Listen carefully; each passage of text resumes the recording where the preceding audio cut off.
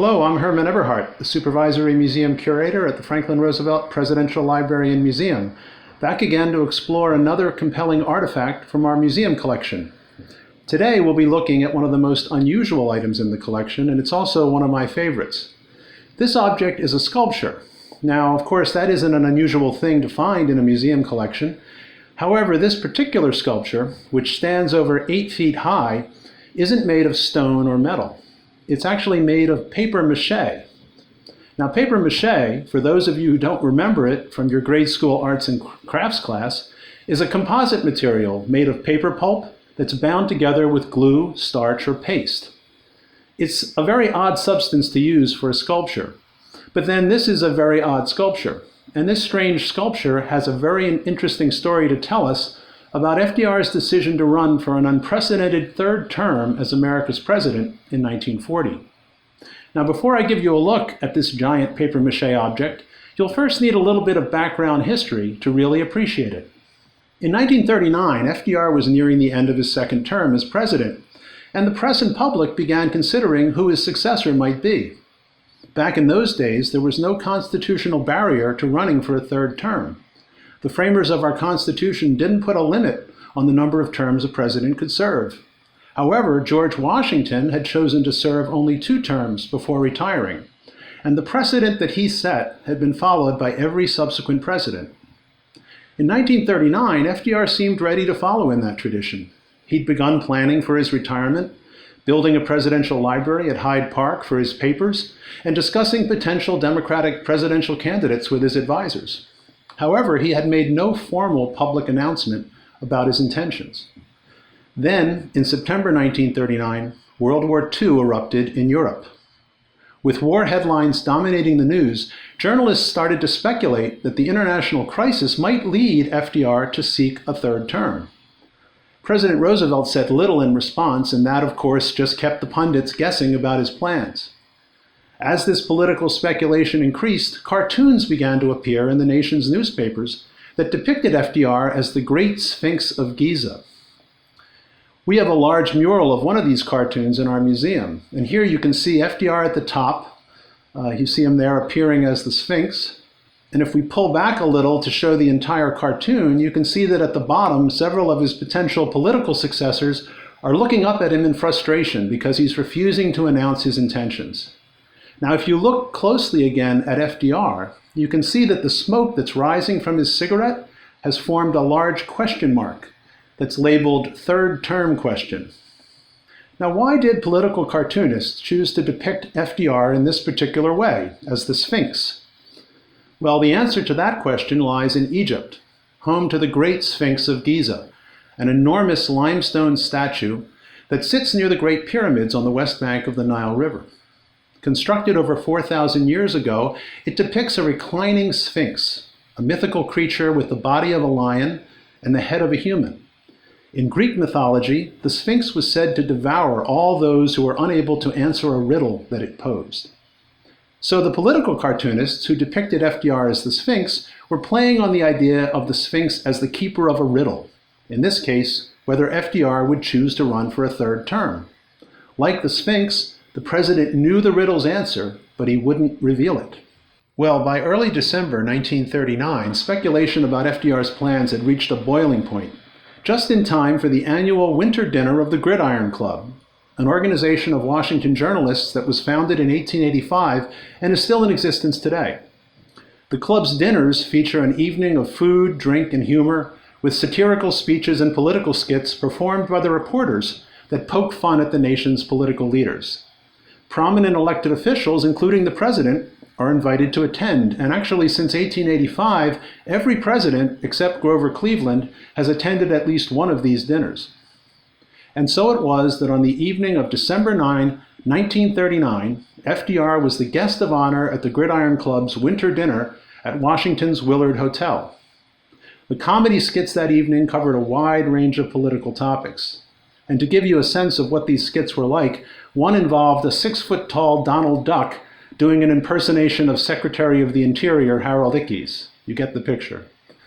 Well, the highlight of the festivities that night was a satirical skit performed by the journalists that concerned FDR's third term plans. and the president roared with laughter along with the rest of the audience when the centerpiece for that skit, this giant 8-foot-high papier-mâché sculpture of him as the Sphinx, was unveiled on stage. This sculpture is a perfect caricature of the president, right down to his glasses, prominent chin, and trademark cigarette holder sticking jauntily out of his mouth. To give you a sense of its scale, the cigarette on the sculpture is about 3 feet long. Well, an article in the Washington Post the next morning described how the Sphinx sculpture was used in the skit. The article reads, "The third term enigma evoked a skit in which President Roosevelt saw himself portrayed as a massive sphinx, gazing deadpan over the desert sands upon which a group of assorted Democrats, clad as Bedouins, debated the third term issue and appealed without avail to the great stone face for an answer to the question, is he or ain't he?" Well, we know that FDR was delighted by the skit and the Sphinx because he later asked if he could have the smiling Sphinx sculpture for his presidential library, which was then under construction in Hyde Park. The Sphinx creator, a man named James Preston, who had built it in his basement, agreed and even arranged to come to Hyde Park to install his sculpture in the museum. At FDR's direction, the Sphinx sculpture became the centerpiece in a special room he established in the museum to display unusual gifts he'd received from the public. Here's an early view of that room, which FDR affectionately named the Oddities Room. This photo was taken shortly after the museum opened in June 1941, and in the center you can see the Sphinx prominently displayed there. Well, the Sphinx sculpture quickly became a visitor favorite at the museum and was even featured in early postcards that were sold at the library. And our visitors today continue to enjoy it. Here's a photo of the Sphinx as it's displayed now in our museum. Now, before I finish this program, I have to answer the question posed by our Sphinx. What was FDR's third-term decision? Well, President Roosevelt kept the press and public waiting until the very eve of the Democratic National Convention in July 1940 before he finally publicly announced that he would indeed run again. That decision led to one of the most heated presidential election campaigns of the 20th century. Two very contentious issues dominated that campaign. The first was the war in Europe, and FDR's critics said his efforts to aid countries fighting the Axis powers would drag America into the war. The other big issue was the very fact that Roosevelt was even seeking a third term. His opponents charged that FDR wanted to become a dictator, that he was destroying a sacred tradition that went back to George Washington, and that he was a mortal threat to the Constitution and American democracy. The president's supporters countered by arguing that it was better, as the button in the center puts it here, to have a third termer than a third rater. They warned that with a world war raging overseas, it was no time to change the pilot who was leading the nation. In the end, of course, FDR triumphed, winning election to a third term. And 4 years later, his opponents would be exasperated once again as he was reelected to a fourth term as president. Now, after his death, Republicans mounted a campaign to pass an amendment to the Constitution, putting a cap on the number of terms a president could serve. The 22nd Amendment was ratified in 1951, and it limits all presidents to just 2 terms in office.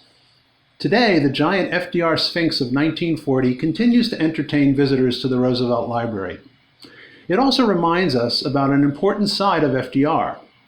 President Roosevelt was famous for his ability to conceal his true thoughts and intentions from even his closest advisors, while he carefully charted his political course. "You know, I'm a juggler," he once remarked to his longtime friend, the Secretary of the Treasury, Henry Morgenthau, "and I never let my right hand know what my left hand does."